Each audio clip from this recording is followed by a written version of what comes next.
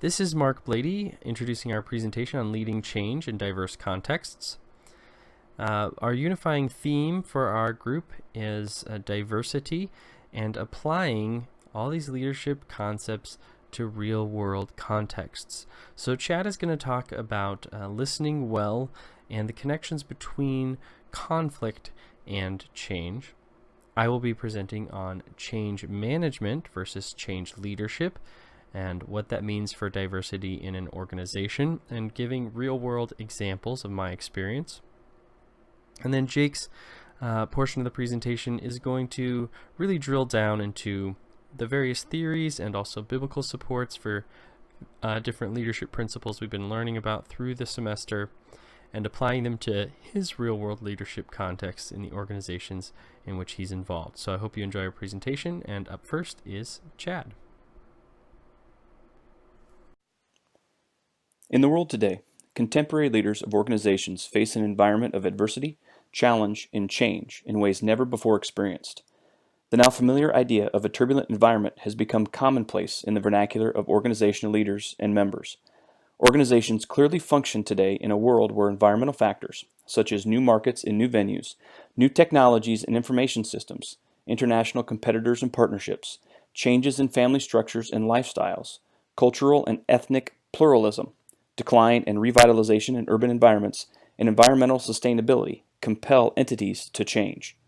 These elements link people and organizations locally and internationally in an environment of turbulence, unpredictability, and constant change. The only constant leaders can count on is this will always be part of the organization's life.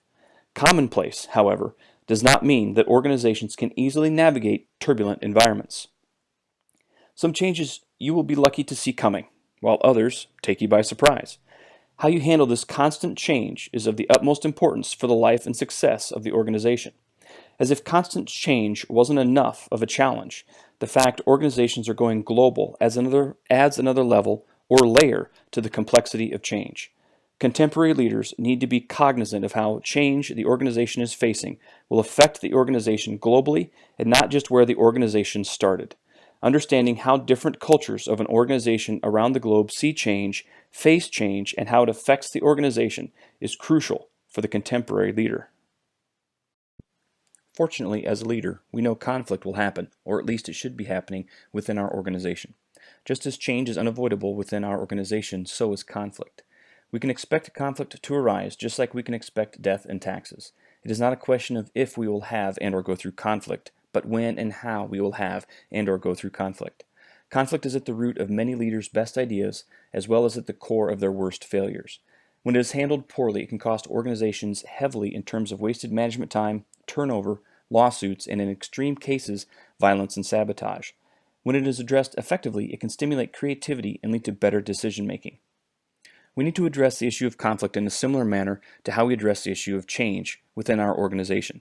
Both conflict and change are vital elements of a leader, and I feel skills needed for both are very similar. When you think about conflict and change, does one specifically initiate the other? Does conflict always initiate change? Does change always initiate conflict? If you think about this logically, you should be able to see both are connected to each other, and one triggers the other in certain circumstances or situations. Understanding this will help us develop the necessary skills to handle conflict in a positive manner and use it to create the healthy business and/or organization we desire. If you find yourself in a position as a global leader leading change in an organization, you very well could find yourself overwhelmed. There is a plethora of materials out there on culture, leadership, and the like, but how do you decide which to use or implement? I recommend starting with the basics and work your way forward. Global leaders need to be effective listeners. This is not a suggestion, it is a requirement. Listening is the first step to effective communication, and if the global leader who is expected to change the organization is not an effective communicator, the desired change will not occur. You might get something you didn't want. Truly effective listening puts the needs of others in front of your own needs as the leader. This other-centered style of listening allows us as the leader to adapt and change our possible leadership style to what will be the most effective for the situation we find ourselves in. By listening effectively, we are able to more effectively create buy-in to what we are trying to accomplish as a leader or as a group. We also show much needed patience in these situations, and as a result, our patience with others will show those we are leading the importance of patience. Listening and patience show the organization how important understanding who we are leading is to us. This can also help break down and potentially eliminate barriers that we can encounter during the communication process. Global leaders must be able to understand and implement this basic concept of leadership in order to be able to apply the concepts or practices chosen to facilitate effectively the change they are looking for within the organization. As if starting with the basics isn't a good enough reason, there is a biblical foundation for this reasoning. Religious leaders were always trying to trap Jesus into saying or doing something that went against what Jesus was teaching in the laws of the day. One particular day, a Pharisee who was an expert in the law tested Jesus with this question: "Teacher, which is the greatest commandment in the law?" To which Jesus replied, "Love the Lord your God with all your heart, and with all your soul, and with all your mind. This is the first and greatest commandment. And the second is like it. Love your neighbor as yourself. All the law and the prophets hang on these two commandments." Jesus' answer probably blew away this expert of the law. He knew there were hundreds of laws that people were supposed to know and follow in order to get to heaven. How could Jesus just pick one? Well, he did, and he also added one for good measure. Jesus simplified everything for us. He told us that by simply loving God first and loving others as we love ourselves, everything else will take care of itself. If you are following those two commandments, there is no way you will go against any of the other laws God gave his people. And if you are more worried about following all of the other laws before you love God and love others, your actions are meaningless and a waste of time. The same goes for global leaders and how they approach change within the organization. If the leader starts out and is focused on implementing the latest and greatest concepts and practices, but does not have the basic foundation I have discussed, the leader will not be successful in implementing the change. However, with a solid foundation in place of this basic concept, the global leader is on the right track to successfully implement change within the organization. This is Mark Blaede stepping in for my contribution here for the presentation. I'm going to be talking about managing change versus leading through change. And then I'll be illustrating some of this theory with some of my own real-life experiences. So as Chad contributed, he talked about listening well. A leader who listens well still has a choice to make as we approach change and conflict. You could be passive and reactive or proactive and responsive. Change management is often what leaders do when they are passive and reactive. Change leadership is a more proactive and responsive choice. By way of definition, Cotter describes change management as a set of processes and procedures intended to slow or inhibit the change enough to keep it under control. It limits collateral damage from the inevitable conflicts inherent to change. This can work well for small-scale changes to ensure they don't spiral out of control into larger issues. Meanwhile, change leadership processes and procedures are intended to serve as an engine driving change. This is where efficiency and speed are emphasized. Typically, this is more effective for large changes and environments of constant change. As part of this, there's a lot of listening to diverse voices and driving change forward rather than focusing on negative repercussions. Due to the speed and unpredictability of change in our increasingly globalized world, change leadership should be emphasized. Like I said, change leadership does rely on the empowerment of organization members at all levels. So this can result in a more diverse set of voices emerging as influencers, as people are given the opportunity to try things and succeed or fail. Failure can even be seen as an investment or learning opportunity.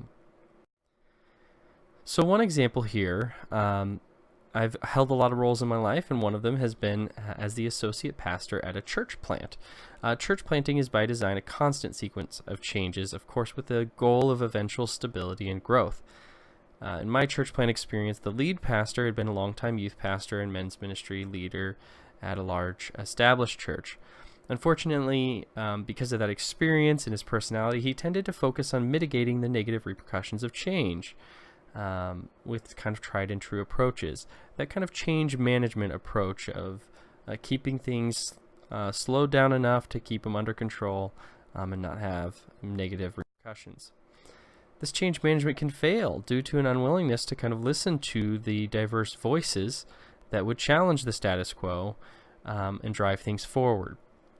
In our church plant, this led to leader burnout, and leader development was stunted, kind of due to this lack of opportunity and lack of listening to ideas that could drive us forward. So church planting would be better served by effective change leadership rather than change management.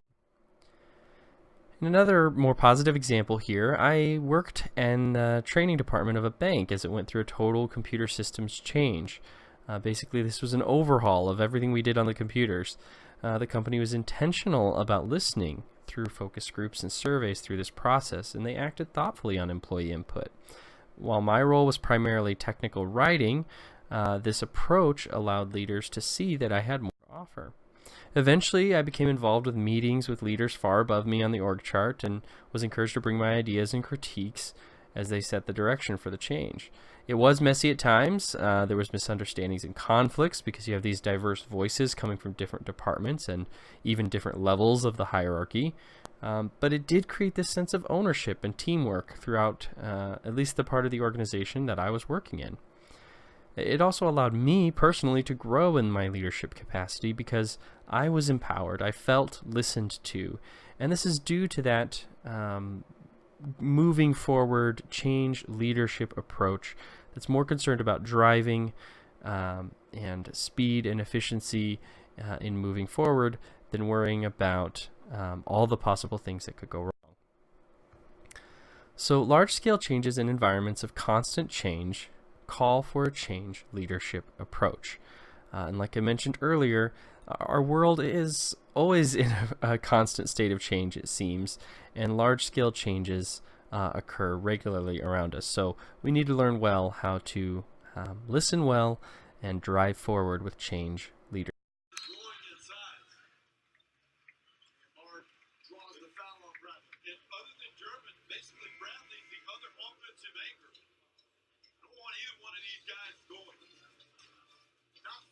By the Hilton Magic, Huskies up 15-9. They say you don't choose the app. The app chooses you. It can stream the games and shows that I love, and it's there whenever I need it. Everybody say Warriors, Warriors. Everybody say Warriors, Warriors. Saturday, two of the top pound-for-pound fighters collide for the WBO Junior Lightweight World Title. Vasily Lomachenko and his high-tech fists defend his belt against undefeated Guillermo Rigondeaux. Gold medal winners square off in a historic night of boxing.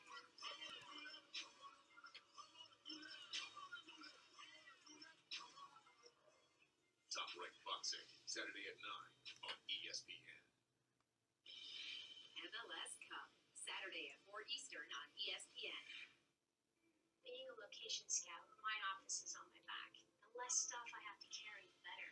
I'm out scouting all day, so I need a long battery life. With Service Pro, I just have one device that does everything. I have the greatest job in the world.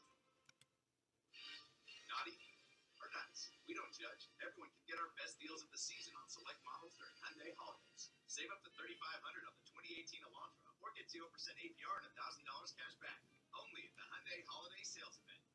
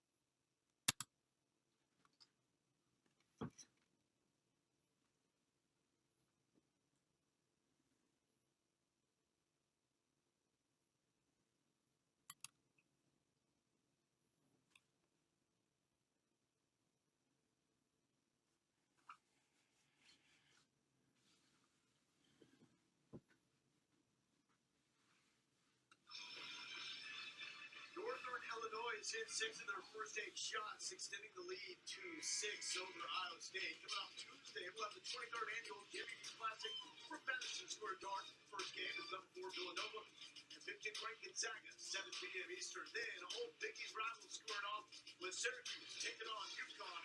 Both games on ESPN.